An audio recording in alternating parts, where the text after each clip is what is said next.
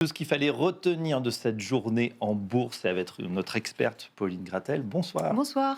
Alors on démarre évidemment avec ce vote de confiance et le jour J, la chute annoncée de François Bayrou. Oui, le vote de confiance a commencé à l'Assemblée nationale à 15 heures cet après-midi et devrait se conclure ce soir autour de 19 heures. Mais l'issue du vote ne fait peu de doute. RN, LFI, le PS et une partie des Républicains ont d'ores et déjà annoncé qu'ils ne voteraient pas la confiance.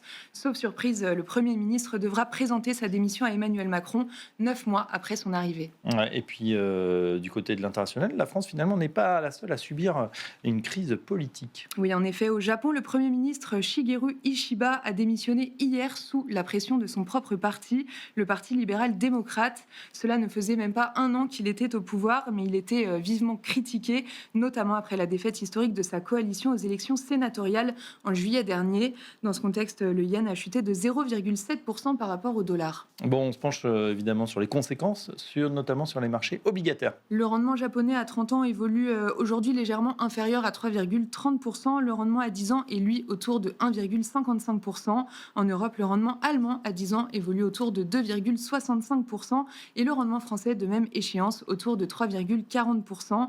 Enfin, aux États-Unis, le rendement à 10 ans tourne autour de 4,05% et l'euro-dollar se traite à 1,1730.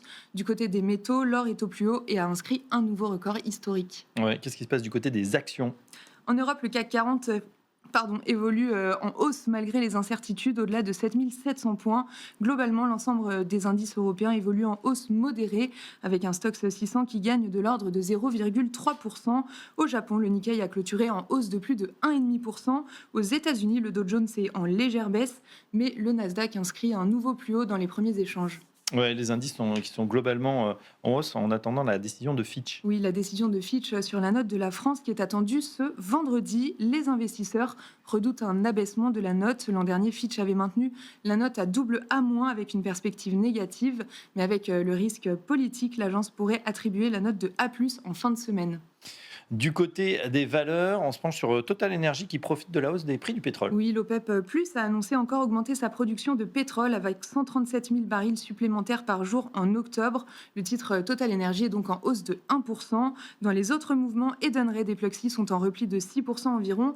L'autorité turque de la concurrence a ouvert une enquête sur les principaux acteurs de titres restaurants. Et oui, on les accuse de s'être entendus sur le dos des consommateurs. On verra ce qu'il en est. Enfin, quel sera l'agenda de demain, Pauline ? La journée de demain s'annonce calme en termes d'indicateurs. Les investisseurs regarderont la production industrielle française de juillet. Mais côté politique, nous attendons donc surtout l'issue du vote de confiance en France à venir ce soir.